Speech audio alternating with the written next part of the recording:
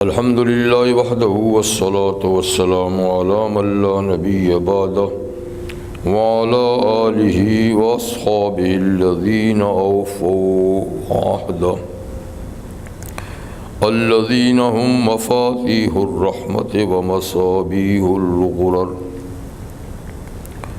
أما بعد، أعوذ بالله من الشيطان الرجيم. بسم الله الرحمن الرحيم.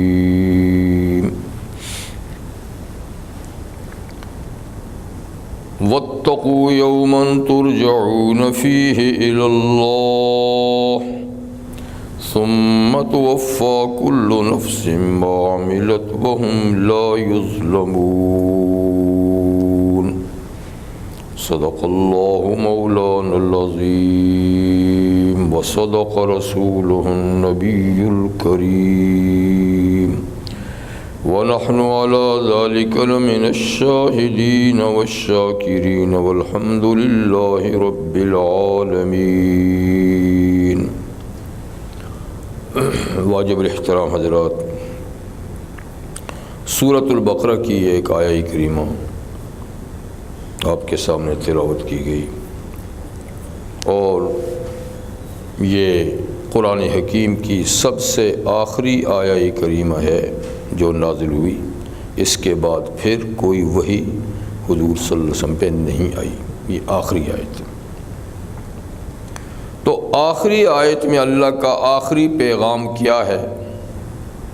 واتقوا یوما، اس دن سے ڈرو، اس دن سے ڈرو، ترجعون فیہ الی اللہ، جس میں تم سب کے سب اللہ کے پاس لوٹائے جاؤ گے. یہی تو سارا مسئلہ ہے. اگر اس دن کا ڈر پیدا ہو جائے کہ ہم نے اللہ کی عدالت میں پیش ہونا ہے تو یہ سارے مسئلے حل ہو جائیں گے. اور مسئلہ جو حل نہیں ہو رہا اس لیے کہ اس دن کا ڈر نہیں ہے. اگر آج ایمان ہے تو وہ بھی سرسری نوعیت کا، ہاں جی کہتے ہیں مرنے کے بعد دیکھی جائے گی. دیکھی جائے گی نہیں، آپ کو یقین کرنا ہے. دیکھی کیا جائے گی؟ دیکھی تو وہ بات جائے گی کہ جس کے بارے میں معلومات نہیں ہیں.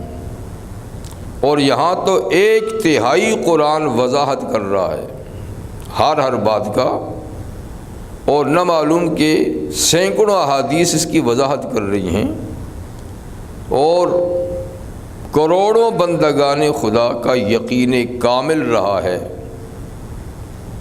اور مسلمانوں سے بھی اللہ آخری پیغام اس آیت میں یہی دے رہے ہیں کہ اس دن سے ڈرو. وہ مزاق نہیں ہے، وہ سرسری بات نہیں ہے. ترجعون فیہ اللہ، اس میں تم اللہ کی طرف لوٹائے جاؤ گے. اور پھر کیا ہوگا؟ ثم توفی کل نفس ما کسبت، ہر آدمی کو جو اس نے دنیا میں عمل کیا ہے پورا بدلہ دیا جائے گا. من یعمل مثقال ذرہ خیرا یرہ من یعمل مثقال ذرۃ شرا یرہ. ذرہ برابر نیکی دیکھ لے گا، ذرہ برابر بدی بھی سامنے آ جائے گی. وہم لا یظلمون، اور کسی شخص پہ ظلم نہیں ہوگا کہ اس نے نیکی کی ہو، وہ نیکی گم ہو چکی ہے جی تلاش کر رہے ہیں. نہیں، اللہ فرماتے کہ نہیں.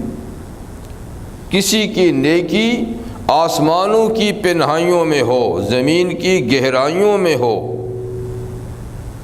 کہیں بھی ہو تو نیکی لائی جائے گی اور پورا بدلہ دیا جائے گا، اور اس میں کسی پہ زیادتی نہ ہوگی.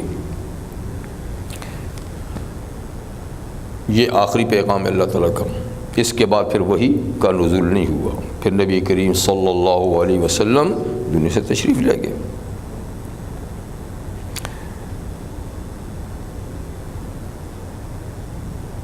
حق تعالی شانہ کہ اس ارشاد پر آج کتنا یقین ہے اور اس وقت کتنا یقین تھا، آج تھوڑی سی بات اسی سلسلے میں کرنا چاہتا ہوں. ظاہر بات ہے کہ جتنا یقین خود صاحب وحی کو ہو سکتا ہے اتنا کسی اور کو تو نہیں ہو سکتا. اور جتنا بلند تر مقام صاحب وحی صلی اللہ علیہ وسلم کا ہے، اتنا کسی اور کا نہیں۔ تو رحمت عالم صلی اللہ علیہ وسلم کا خود اس سلسلے میں یقین کامل کس درجے کا تھا، ہم اس کا اندازہ نہیں کر سکتے۔ تو رحمت عالم صلی اللہ علیہ وسلم جن کے بارے میں 100% سے بھی زیادہ یقین ہے کہ انشاءاللہ وہ سیدھے جنت میں جائیں گے، سب سے پہلے جنت میں جائیں گے، اور سب سے عالی مقام اور مرتبہ جنت کا ان کو اللہ تعالیٰ عطا فرمائیں گے جی۔ لیکن اللہ کی ذات بے نیاز ہے، اللہ کی ذات بے نیاز ہے، اور اللہ کی شان بے نیازی کا ان کو اتنا احساس تھا کہ جتنا خوف خدا حضور رکھتے تھے اتنا شاید کوئی دوسرا نہیں رکھتا، کہ اللہ بے نیاز ہے، وہ جو چاہے کرے جی۔ اللہ تعالیٰ نے اپنی شان بے نیازی کا قرآن حکیم میں جا بجا ذکر فرمایا ہے۔ خود رحمت عالم صلی اللہ علیہ وسلم کو خطاب کیا ہے، جن سے اس بات کا دور دور تک بھی گمان نہیں کیا جا سکتا کہ معاذ اللہ ثم معاذ اللہ نبی کریم علیہ السلام سے کوئی اللہ کے حق میں کوتاہی ہو اور وہ اللہ کے ساتھ کسی اور کو پارٹنر بنائیں، نہیں ہو سکتا۔ لیکن اللہ نے اپنی شان بے نیازی اور قدرت کا ذکر کرتے ہوئے حضور سے بھی فرمایا لئن اشرکت لیحبطن عملک، اے میرے محبوب پیغمبر آپ سے عالی مقام کسی کا نہیں، لیکن جہاں تک میری غیرت کا مسئلہ ہے، اگر آپ نے بھی بالفرض شرک کا ارتکاب کیا تو آپ کے عمل بھی ضائع ہو جائیں گے۔ یہ خطاب صرف حضور کو ہے، سنانا تو ہمیں ہے۔ وہاں تو میں نے کہا اس کا شائبہ ہی نہیں ہے نا، وہاں تو اس کا تصور ہی نہیں ہے کہ حضور ایسا کام کریں گے، نہیں، سنانا ہمیں کہ جرم اتنا بڑا ہے کہ ہم یہ کسی کا بھی معاف نہیں کر سکتے۔ اسی طرح سورہ انعام میں اللہ تعالیٰ نے ایک ہی مقام پر کوئی 17-18 انبیاء کرام کا ذکر خیر کرنے کے بعد فرمایا وَلَوْ أَشْرَكُوا لَحَبِطَ عَنْهُمْ مَا كَانُوا، اگر یہ میرے مقدس نمائندے نبی ان سے بھی شرک کا ارتکاب ہو جائے بالفرض تو ان کے بھی سارے عمل خبط ہو جائیں گے۔ یہ اللہ کی شان بے نیاز ہے، حالانکہ انبیاء کرام سے تو اس بات کا تصور بھی نہیں کیا جا سکتا۔ تو خیر، حق تعالی شانہ سے جتنی امیدیں انبیاء کرام کی اور کسی کی نہیں ہو سکتی، لیکن اس کے باوجود اللہ سے جتنا خوف انبیاء رکھتے تھے اور آخرت کے بارے میں جتنا ان کا تصور بالکل واضح تھا، اتنا کسی دوسرے کا نہیں تھا۔ تو پیغمبر کریم صلی اللہ علیہ وسلم سب سے زیادہ خدا سے ڈرتے تھے، اللہ کی عدالت میں پیشی سے ڈرتے تھے، آخرت کی پکڑ سے ڈرتے تھے۔ دیکھیے نبی کریم علیہ السلام کی عمر مبارک کتنی تھی؟ چاند کے سال سے حساب سے 63 سال جی۔ تو 63 سال کوئی بہت بڑی عمر نہیں ہوتی،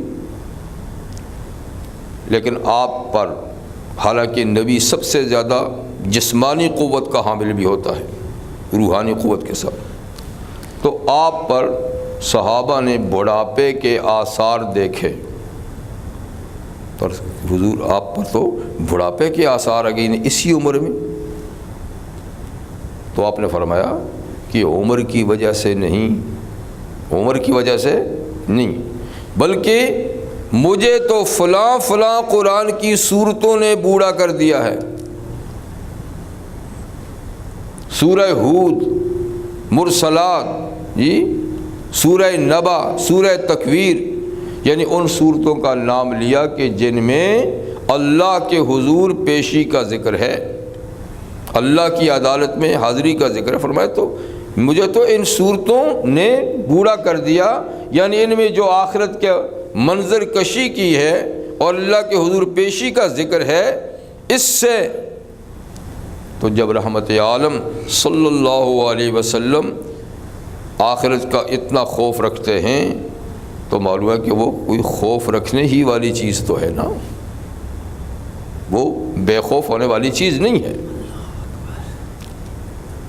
اور پیغمبر کریم صلی اللہ علیہ وسلم کے بعد اس دنیا میں سب سے زیادہ عالی مقام لوگ وہ ہیں کہ جنہوں نے حضور علیہ السلام سے تربیت حاصل کی، آپ کی مجلس میں رہے، آپ سے اکتساب فیض کیا، آپ کی شاگردی کی، آپ کے پیچھے نمازیں پڑھیں، آپ کی معیت میں جہاد کیے، جی یعنی صحابہ کرام، سب سے زیادہ ان کے بارے میں توقع ہے۔ اور ان میں بعض وہ حضرات بھی ہیں کہ نبی کریم علیہ السلام نے حیات طیبہ میں ان کو جنت کی بشارت سنائی کہ یہ جنتی ہیں، اور بار بار سنائی، لیکن اس کے باوجود ان حضرات کا آخرت کے محاسبے پر اتنا یقین تھا کہ اتنی بڑی بشارت ملنے کے باوجود ان کی حیثیت یہ تھی کہ وہ سب سے زیادہ آخرت کے بارے میں خوف رکھتے تھے۔ دیکھیے اس امت میں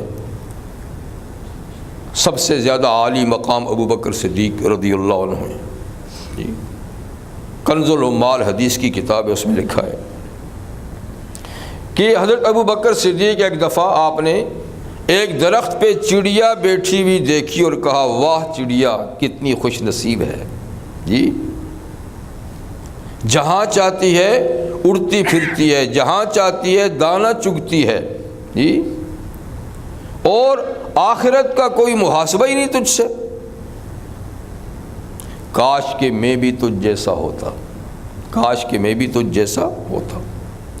اور کبھی فرماتے کاش کہ ابو بکر رستے کے کنارے کا ایک پودا ہوتا، ایک درخت ہوتا، اور گزرتا ہوا اونٹ اس میں منہ مارتا، اس کو چباتا، یوں اس کی تذلیل ہوتی، اور کھانے کے بعد مینگنی کی شکل میں وہ خارج ہو جاتا۔ اپنے بارے میں کہتے ہیں کاش کہ میں وہ درخت کے پتے ہوتا، میں آدمی نہ ہوتا، آخرت کے محاسبے سے تو بچ جاتا، آخرت کے محاسبے سے تو بچ جاتا۔ ابو بکر صدیق رضی اللہ عنہ کے بعد سب سے عالی مقام انسان اس امت میں عمر بن خطاب ہیں رضی اللہ عنہ، جن کے عدل، جن کے انصاف کا چرچا ساری دنیا میں ہے، جی کہ جنہوں نے عدالت اور انصاف کا ریکارڈ قائم کیا ہے، اور نبی کریم علیہ السلام کی منصفی کا جیتا جاگتا وہ جیتی جاتی تصویر تھے، اور دنیائے کفر ان کے نام سے لرزتی تھی۔ مگر حضرت عمر کیا فرماتے ہیں، کہتے ہیں اگر یعنی اپنی وفات سے تھوڑا سا پہلے، اپنی شہادت سے تھوڑی دیر پہلے فرمایا کاش اگر میرے پاس پوری زمین سونے کی بھری ہوئی ہوتی تو میں اللہ کے عذاب کو دیکھنے سے پہلے ہی اس کو صدقہ کر دیتا کہ اللہ یہ صدقہ قبول کر لیکن مجھے عذاب سے بچا۔ حالانکہ یہ وہ ہیں جن کو حضور نے کئی دفعہ جنتی ہونے کی بشارت سنائی۔ عمر فاروق رضی اللہ عنہ اتنے زیادہ احساسی ذمہ داری رکھتے تھے پبلک کی کہ راتوں کو اٹھ کے خود بھی شہر میں گشت کرتے تھے۔ ایک دفعہ گشت کے دوران معلوم ہوا کہ کوئی خاتون ضرورت مند ہے، تو فوراً واپس گئے اور بیت المال سے خورد و نوش کا کھانے پینے کا سامان ایک بیگ میں ڈالا اور کندھے پہ ڈالا اور چل دیے اس کے گھر کی طرف۔ ساتھ میں آپ کا غلام بھی تھا۔ غلام نے کہا کہ میرے ہوتے ہوئے آپ یہ بوجھ کیوں اٹھاتے ہیں؟ میں جو خادم آپ کا اور غلام موجود ہوں، لائیے میں اٹھا لوں، آپ کے ساتھ جا رہا ہوں۔ تو آپ نے پلٹ کے کہا کہ آج تو میرا یہ بوجھ اٹھا لے گا، لیکن بتا کل قیامت کے دن میرا بوجھ کون اٹھائے گا؟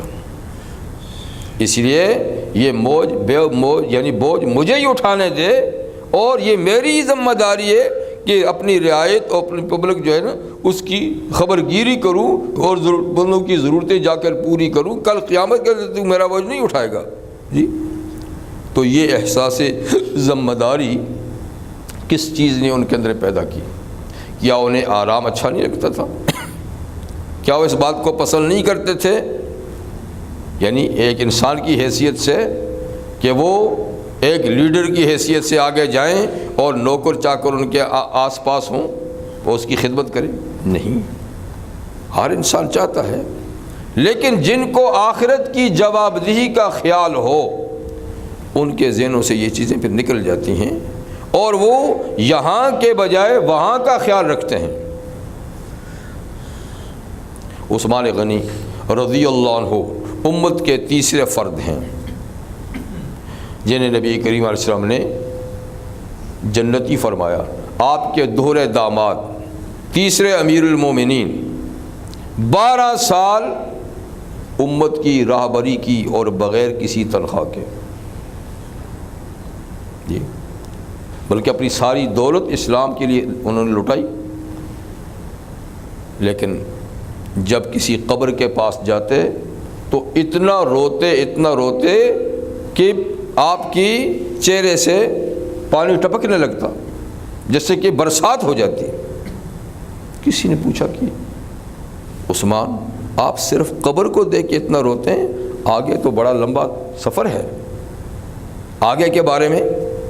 کہا میاں یہی تو ابتدا ہے، یہیں سے تو ابتدا ہونی ہے، تو اس لیے مجھے اسی کی فکر ہے کہ یہاں کامیاب ہو گئے تو آگے کامیابی ہے، جو یہاں ناکام ہو گیا تو آگے ناکامی ہے، تو یہ تو پہلی منزل ہے آخرت کی۔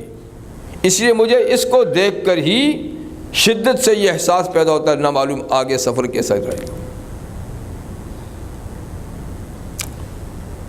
چوتھے، علی مرتضیٰ رضی اللہ عنہ، رحمت عالم صلی اللہ علیہ وسلم کے داماد، آپ کے عزیز چچا زاد بھائی، اور بہت بڑا عالی مقام آپ کا، آپ کو بھی حضور نے جنت کی بشارت سنائی،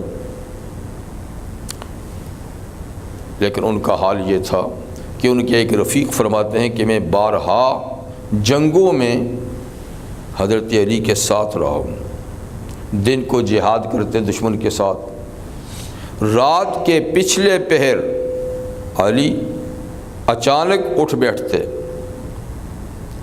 اور اپنی داڑھی پکڑ کے بے قرار اور بہت مضطرب ہو کر، بہت پریشان ہو کر رونے لگتے۔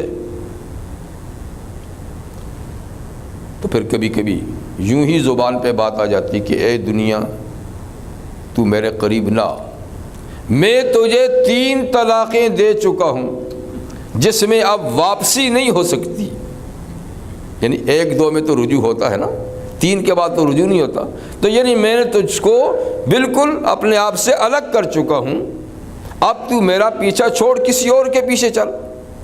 تو بے قراری کے ساتھ اس طرح کی رات کا پچھلا پہر ان کا گزرتا، نماز میں اور دعا میں، التجا میں، اضطراب میں، پریشانی میں۔ آخر کیا بات ہے؟ اس لیے کہ ان لوگوں کے سامنے قرآن حکیم کی یہ آیات جس میں اللہ تعالیٰ خود ڈراتے ہیں، واتقوا، دیکھو ڈرو، اللہ فرماتا ہے ڈرو، وخشو یومن، دوسری آیت میں کہ وخشو یومن، اس دن کی خشیت رکھو، اس دن کا خوف رکھو کہ لا یجزی والد عن ولدہ شیئا، کوئی باپ کسی بیٹے کے کام نہیں آئے گا، کوئی بیٹا کسی باپ کے کام نہیں آئے گا، جہاں ہر شخص کو اپنے اعمال کا خود ہی جواب دینا ہوگا، اور تا وقت کہ اللہ تعالیٰ کا رحم و کرم شامل حال نہ ہو کوئی کسی کے کام بھی نہیں آئے گا۔ تو حضرت علی رات بھر یوں روتے رہتے، آخر کس چیز ان کو رلایا؟ انہی آیات پہ یقین کامل تھا۔ آج ہم یہ آیات پڑھتے ہیں، تلاوت کرتے ہیں، کبھی دھیان کیا اس طرف کہ ان میں اللہ تعالیٰ کیا فرماتے ہیں؟ صحابہ کرام رضوان اللہ تعالی علیہم اجمعین کے بعد اس امت کے اندر دوسرا طبقہ تابعین کہلاتا ہے، جنہوں نے صحابہ کی زیارت کی، صحبت اٹھائی، ان کی شاگردی کی۔ یہ دوسرا اعلیٰ ترین طبقہ ہے اس امت کا۔ تیسرا پھر وہ جنہوں نے تابعین کی زیارت کی۔ تو تابعین میں کئی شخصیات ہیں، لیکن امام ابو حنیفہ رحمہ اللہ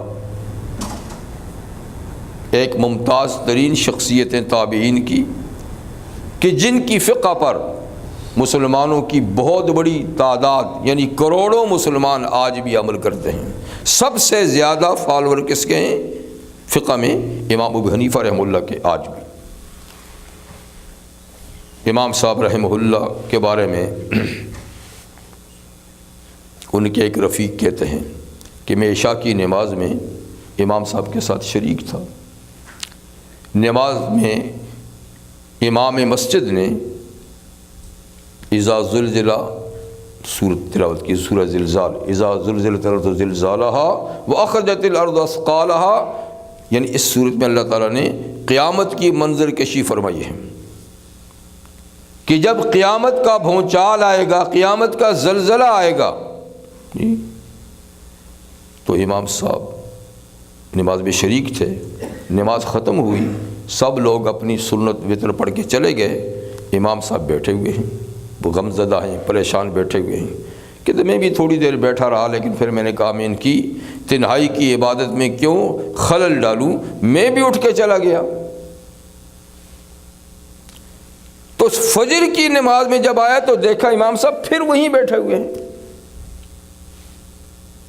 اور آپ نے اپنی داڑھی مبارک پکڑی ہوئی ہے، رو رہے ہیں اور کہہ رہے ہیں یا اللہ، قیامت کے دن کی پکڑ سے، اس کی گرفت سے اپنے غلام، آپ امام صاحب کا نام نعمان تھا، اپنے غلام نعمان کو بچا لیجئے گا۔ یعنی یہ دعا مانگ رہے ہیں۔ ساری رات اس دعا میں کٹ گئی کہ یا اللہ قیامت کے دن، قیامت کے عذاب سے اپنے غلام نعمان کو بچا لیجئے گا۔ حالانکہ امام ابو حنیفہ رحمہ اللہ، جیسے میں نے عرض کیا، کہ اجلہ ائمہ میں سے، بہت بڑے اماموں میں سے ہیں، لیکن آخرت کا خوف ان پر اتنا غالب تھا۔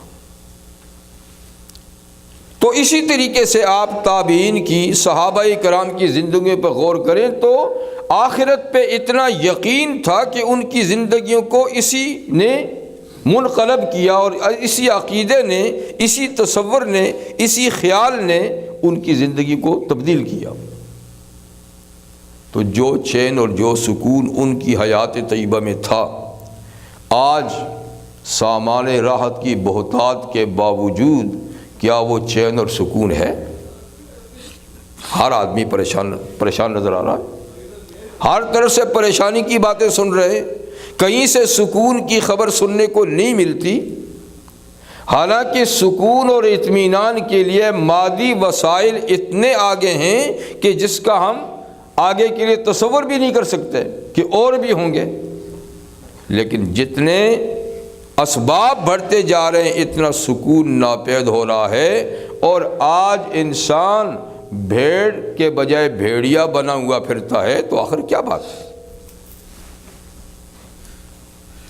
یعنی کھانے پینے کے اسباب زیادہ ہیں اور راحت کے اسباب زیادہ ہیں، دولت زیادہ ہے، ہر چیز اس زمانے کے لحاظ سے آج بے تحاشا بڑھی ہوئی ہے، لیکن پھر بھی سکون نہیں، اور پھر بھی ایک دوسرے کو کھانے پہ تلے ہوئے ہیں۔ آخر کیا بات ہے؟ تو میں تو یہی سمجھتا ہوں کہ بات ایک ہے، دوسری نہیں، کہ آخرت کو فراموش کیا ہوا ہے، اس کو بالکل بھلایا ہوا ہے، اور ہم صرف سرسری طور پہ جیسے کہ آخرت کے عقیدے کا اظہار کرتے ہیں اور کوئی اس سلسلے میں یقین کامل نہیں رکھتے، ورنہ یہ عقیدہ تو انقلاب پیدا کرتا ہے۔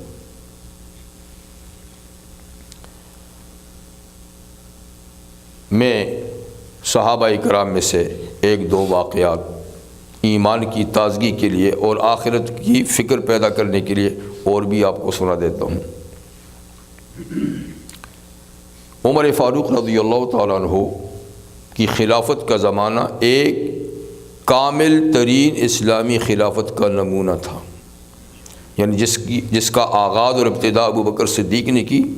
ٹائم ان کے پاس تھوڑا تھا لیکن بنیاد رکھ لی جی، تو اس کو تکمیل تک جو پہنچایا تو وہ حضرت عمر رضی اللہ عنہ کے زمانے میں وہ مکمل ہوا، اور آگے جو سلسلہ چلا وہ انہی کی تکمیل کا حصہ ہے۔ تو یوں سمجھے کہ خلافت راشدہ کا مکمل دور جو ہے نا وہ حضرت عمر کا 10 سالہ دور ہے۔ پہلی ابتدا تھی، آگے اسی کی تعمیر پہ سلسلہ چلا، تو انہوں نے مکمل ڈھانچہ اپنے دور میں قائم کیا۔ جس طریقے سے وہ خود خوف خدا کے اعلیٰ ترین مقام پہ فائز تھے، جیسے کہ ایک دو باتیں میں نے ان کی آپ کے سامنے ذکر کیں، تو انہوں نے اپنی پوری حکومت کا ڈھانچہ ایسے ہی افراد پہ قائم کیا تھا جیسا خود خدا کا خوف رکھتے تھے، اسی طریقے سے خوف خدا رکھنے والے لوگوں کو چن کر اپنی حکومت کے کارندے بنایا اور ان کی ڈیوٹیاں لگائی۔ حضرت عمر رضی اللہ عنہ کے زمانے میں شام فتح ہو گیا تھا، جیسے ایران فتح ہو گیا تھا، تو شام میں آج بھی شہر موجود ہے، لیکن افسوس آج پتہ نہیں ان شہروں کا کیا حال ہو رہا ہے۔ برسوں سے جنگیں ہو رہی ہیں، مسلمان آپس میں لڑ رہے ہیں، تباہی پھیلی ہوئی ہے جی۔ حمص بہت مشہور شہر ہے، آج بھی موجود ہے۔ حمص کے لیے آپ کو ایک صحابی کو گورنر لگانا تھا، عامر بن سعید رضی اللہ عنہ پر نظر انتخاب پڑی کہ ان کو میں نے وہاں پر گورنر لگانا ہے۔ تو آپ نے حضرت عامر بن سعید سے کہا کہ بھائی آپ کو بحیثیت گورنر حمص جانا ہے۔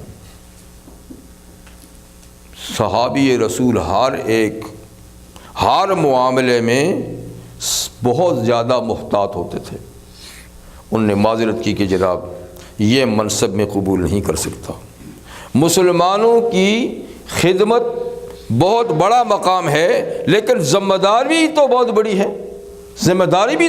ہے، اس لیے میں یہ ذمہ داری اپنے ناتواں کندھوں پہ نہیں اٹھا سکتا، میں معذرت کرتا ہوں، کسی اور کو یہ منصب دیجئے، میں یہ منصب نہیں لینا چاہتا۔ ایک صحابہ کرام کا تصور ہے، خیال ہے، نظریہ ہے، ایک آج ہمارا ہے کہ معمولی سی کرسی اور معمولی سے منصب کے لیے کتنے جتن کیے جاتے ہیں، دوسری کی عزتیں ختم کی جاتی ہیں، دوسروں پہ الزام تراشی کی جاتی ہے کہ یہ نشست، یہ مرتبہ، یہ مقام مجھے مل جائے۔ یہ احساس تو ہم میں ہے ہی نہیں کہ یہ کوئی ذمہ داری ہے، اور یہ ذمہ داری نہ معلوم ہے پوری کر سکوں گا یا نہیں کر سکوں گا، اور یہ کہ اس کے بارے میں مجھے اللہ کی عدالت میں جواب دہی کرنی ہے، یہ تو خیال ہی نہیں ہے۔ سال 2 سال یا 5 سال کے لیے صرف ایک منصب کو حاصل کرنے کے لیے کتنے جتن کیے جاتے ہیں، کتنا سرمایہ لگایا جاتا ہے، کتنے جھوٹ بولے جاتے ہیں، اور کتنے دوسروں کی عزتیں تباہ کی جاتی ہیں۔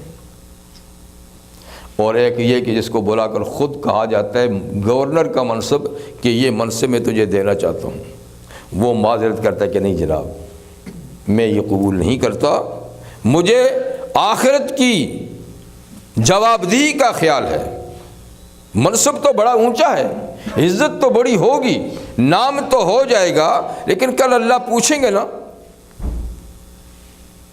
تو حضرت عمر نے کہا کہ بھائی یہ تو ہو نہیں سکتا کہ تم اس کو قبول نہیں کرو، تم نے خلافت کا پٹا میرے گلے میں تو ڈالا ہے، پوری حکومت کی ذمہ داری میرے گلے میں ڈالی ہے، اور اب یہ کہ تم میرے ساتھ ہاتھ نہیں بٹاؤ گے کیا؟